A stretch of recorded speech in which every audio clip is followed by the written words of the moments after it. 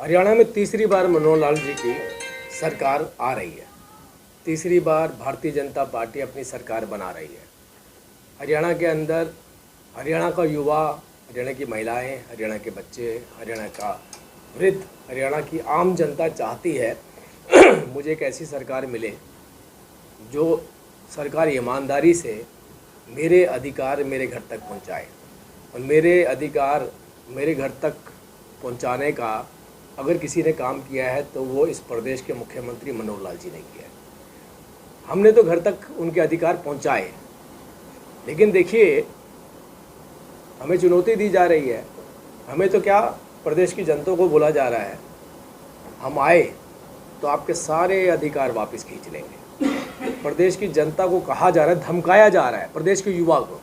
वो युवा जो अपने हाथ में मोबाइल लेकर के चलता है, वो युवा जो हर अधिकार अपने मोबाइल पे चाहता है, जो ऑनलाइन पेमेंट चाहता है, आजकल तो शॉपिंग भी ऑनलाइन करता है, हर चीज़ ऑनलाइन चाहता है, वो युवा कह रहा है कि मुझे और बेहतर व्यवस्था चाहिए ऑनलाइन।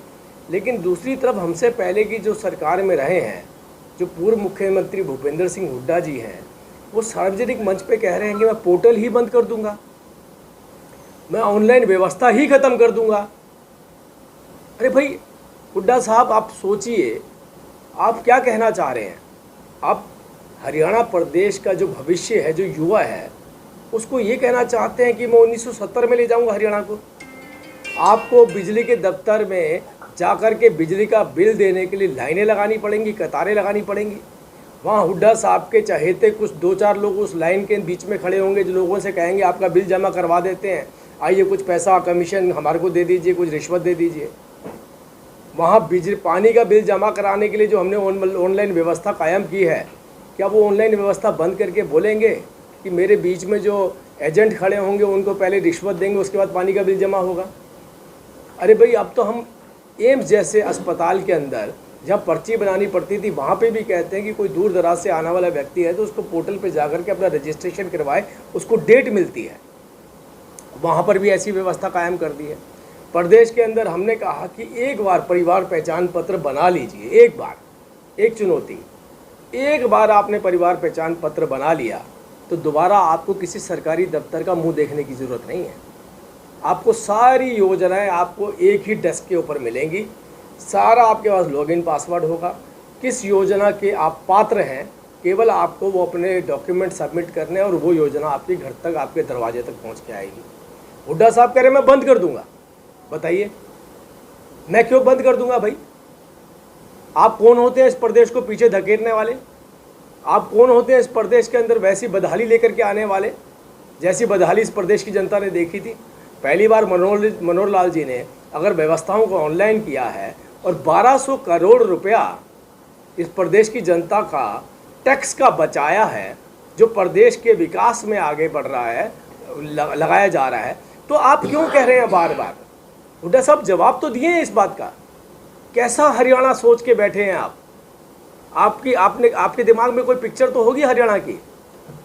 क्या आप वैसा ही हरियाणा चाहते हैं जैसा हरियाणा पहले हुआ करता था?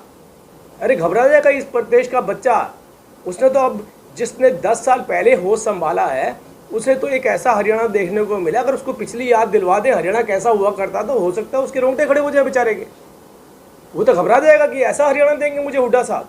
ऐसे हरियाणा की कल्पना कर रहे हैं, और क्या किसके लिए कर रहे हैं बताइए?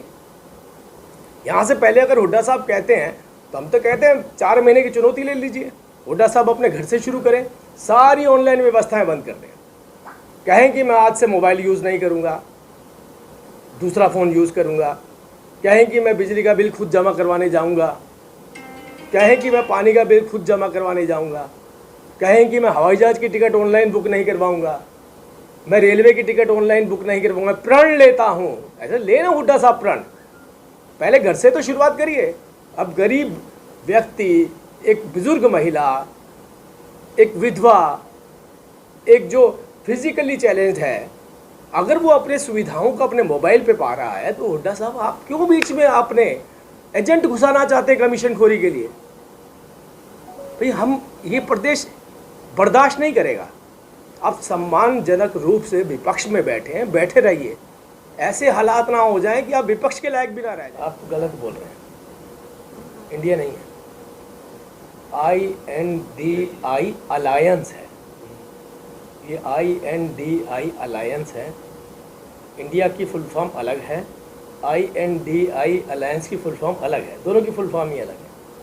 और इस फुल फॉर्म के अंदर पहले तो अभी खुद ही उनको निर्धारित है।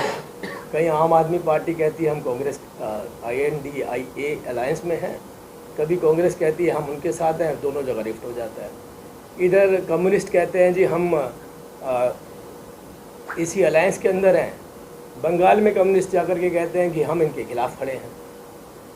यहाँ पे दीदी ममता बनर्जी कहती हैं कि हम गठबंधन में हैं, बंगाल में कहती हैं कि इन लोगों की वजह से मेरा बंगाल बर्बाद हो रहा है।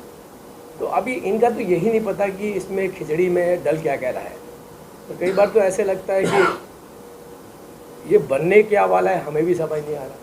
ये बनाने तो खिचड़ी चलते हैं, फिर चीनी डाल देते हैं, कभी उसमें कोई आके गुड़ डाल देता है, कोई उसमें आके फिर लाल मिर्च डाल देता है। तो अब थोड़े दिन और देखिए और उसके बाद किस तरीके का रूप लेता है, कैसा स्वरूप होगा इसका, उसके बाद इसके ऊपर टिप्पणी करना मुझे लगता है ज़्यादा बेहतर होगा। लेकिन देश की जनता बहुत मैच्योर है, बहुत समझदार है। उन्हें मालूम है कि ये पारिवारिक पार्टियां हैं, अपना अस्तित्व खोती चली जा रही हैं। क्योंकि अपना अस्तित्व खोती चली जा रही है तो कुछ ना कुछ लगी रहती है अपने अस्तित्व को बचाने के लिए। हाँ भाई, आप कंपैरिजन तो ठीक करिए हमारे साथ।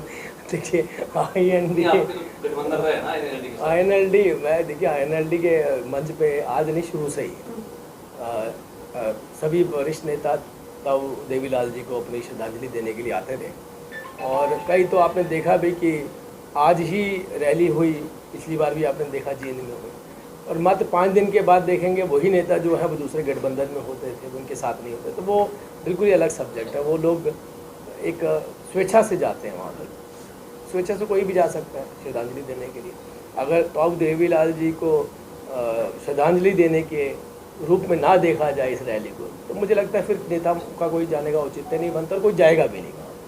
ये रैली को अलग रूप दिया जाता है, इसलिए लोग चले जाते हैं।